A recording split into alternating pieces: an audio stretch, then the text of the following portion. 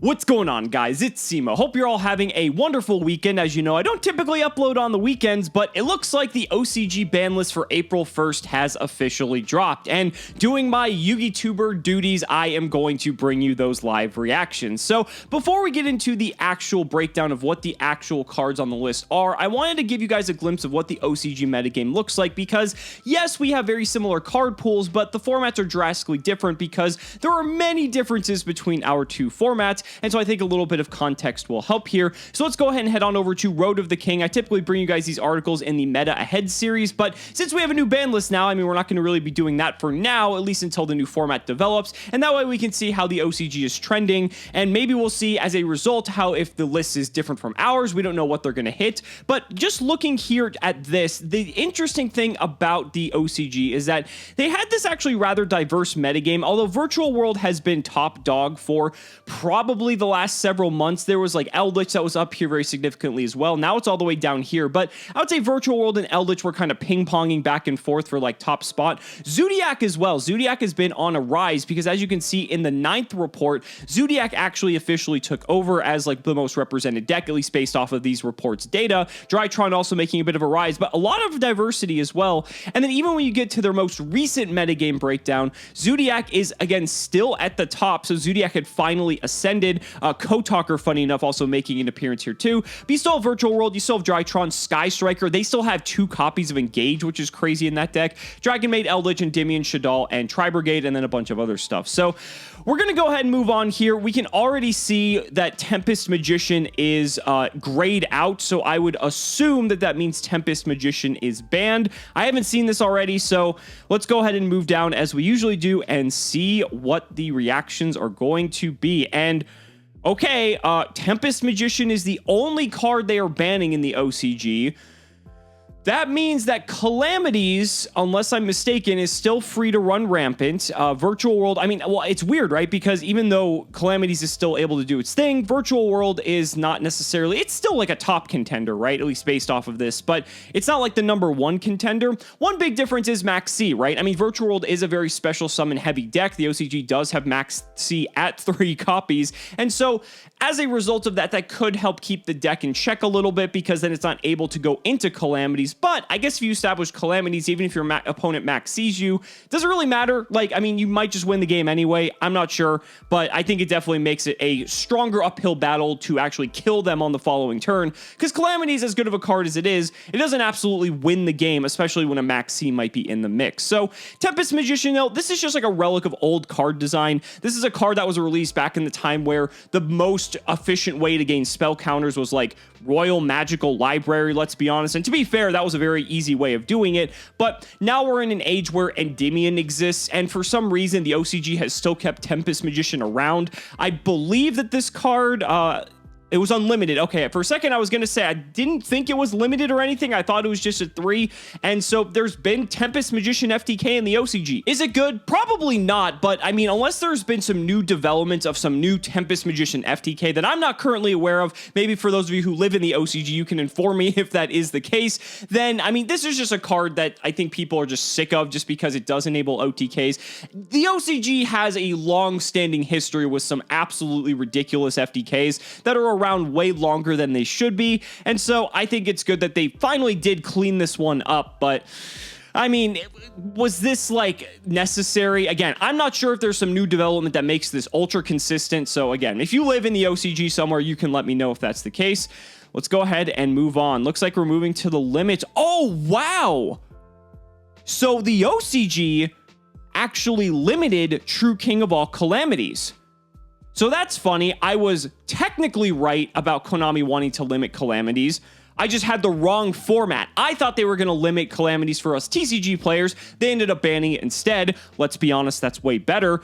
But the OCG took a different route here and are leaving the card at 1. And that's the only card they limited. So Okay, that makes Virtual World much more playable now in the OCG compared to the TCG, because with Virtual World, that was your main win condition, right? That was the reason to primarily play the deck. The deck is still strong, but you know, when you can pretty much go up into a rank 9 that wins you the game for the most part 9 times out of 10 and do it super consistently, especially through multiple forms of interruption at times, then yeah, that's a pretty good argument to play a deck, and that's why you've seen that deck be the best deck for probably the past several months. But now that it's limited, this changes the deck quite a bit. So what's interesting is that the deck is still playable with the VFD, but the difference is now you can't start your opening turn with double True King of all Calamities, nor can you make a Calamities turn 1, your opponent outs it with whatever means, and then follow up on the next turn with a second Calamities. Typically, if the first Calamities didn't do it, the second one would, because your opponent would have to exhaust all of their resources outing the first one, and then the second one would just be the nail in the coffin. So that's really fascinating. Now, we haven't really had a lot of time here in the TCG to see how non-True King of all Calamities Virtual World is going to look. We currently have the LCS 11, I believe, going on right now, and Virtual World has some representation, but it's definitely nowhere near like the top represented deck. We don't know how that's going to play out yet, so I'm interested to see how this division between both the TCG and OCG is going to play out in terms of Virtual World's role in our respective formats. Very interesting. Okay. Let's go ahead and move on along to the semi-limits now. The OCG loves to semi-limit cards, by the way, and I guess this is no exception here. So now we have Union Hanger, Firewall Dragon, and Performapal Skullcrabat Joker. So Union Hanger, the OCG has this aversion to ABC. The ABC was like one of their most feared decks back in its prime, and they have still like resisted to bring most of its pieces back to like full copies. Here in the TCG, obviously that's not necessarily the case, and ABC isn't even rogue at best, and they actually just ban Union Carrier on top of it, so that makes it even funnier. But yeah, this is just like, why is this going to 2? I don't understand. Again, unless there's something with the OCG I'm not aware of, this just makes no sense to me. I think they're just like hesitant to just move it to 3 immediately. They seem to do that a lot. Their semi-limited list is actually very extensive, and ours has malicious. That's it. Firewall Dragon, this has the errata in the OCG. This was actually previously rather limited, and now they're moving it to semi. I love how for us TCG players, we're just moving it straight to 3 because like we know it's not a problem. Like maybe the TCG got a chance to see the OCG that it did nothing. Although to be fair, I say that, but Code Talker is actually like a deck that's moving up in representation for the OCG here. This is what that list looks like. I don't think we can play this deck yet because I think we're missing like 1 or 2 cards. You guys can correct me if I'm wrong, but it does play Firewall Dragon because Firewall Dragon is now errated to only be a hard once per turn, and it only works specifically for Cyberse monsters, but this is a Cyberse focused deck. So I think it's cool that a deck like this is actually playable, and maybe if this is playable and maybe we're just missing like 1 card, we get that card in the future, and then maybe it's in like, you know, Ghosts of the Past or one of these other side sets, and then we can actually play the deck. That would be kind of neat. We'll have to see what happens. And then Skullcrabat Joker, I believe this was initially limited. Let me actually go back here and see if that was the case. It was limited. Okay, so moving to semi-limited. Again, this is a very strong Stratos for the Pendulum Magicians, for Performapal, you know, Pepe, you know, all these just crazy decks. So moving it to 2, we also still have this card limited here in the TCG, I believe. Or no, actually, wait, I think it might still be banned. Correct me if I'm wrong. I think this card's still banned. I'm doing a whole series on banned cards, and I should know where this is. But in any case, this moving to 2, again, I think Pendulum is like in a place now where, I mean, they have Electromite at 1, so who knows? But interesting, very, very interesting. And let's move on to the unlimits here. And wow, we actually have a lot of unlimits. So we have, it looks like Duloran. Duloran is errated now. This was previously semi-limited. Now it's unlimited. It's not going to do anything if it's errated, so no one's going to play it. We have Junk Speeder. Junk Speeder, this is so weird that this card was hit at all. I guess this was like a precaution to Master Rule 5 because Junk Speeder can summon like an entire board of monsters, yet there's a ton of other monsters that do that as well, but those didn't get hit. Weird. We also have a Altergeist Meluseek. Altergeist was also a very strong deck in the OCG for quite some time, and they took necessary measures to hit the deck in a lot of ways we didn't here in the TCG. It just didn't have the same effect, and so Meluseek going back to 3 is, I think, just a relic of an older format. Allure of Darkness going to 3. This is also an interesting one. Allure of Darkness was a key piece of the Danger Dark World FTK that was just way back in the day, one of the most consistent FTKs we've ever had, and I believe that's when they hit this card. It's also just a very strong card in like Orcust as an example, and both Danger Dark World FTK and Orcust just plagued the OCG when they were at full power, and so I'm pretty sure that's why Allure got limited initially, or maybe even semi'd, and then they moved it back to 3, but it's back to 3 now because Dark decks aren't really doing a whole lot.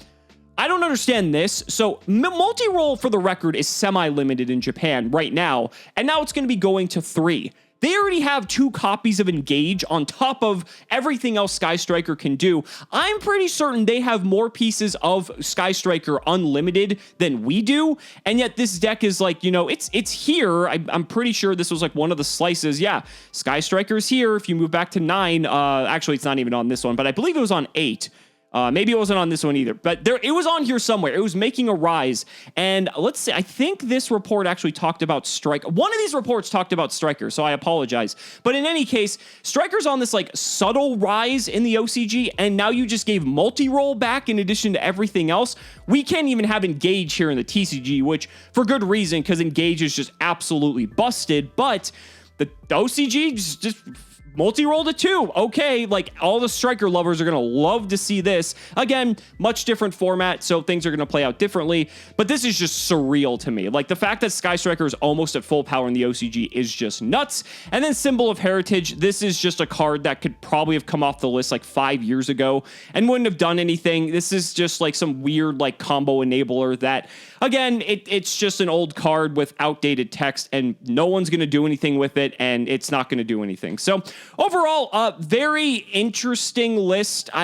Honestly, this is one of the times where I feel like I'm happy we're in the TCG, because the TCG, I feel like, really got at the root of the problem by hitting stuff like Calamities, by hitting stuff such as Union Carrier, which didn't even really need to be hit, but was probably a good idea to hit anyway.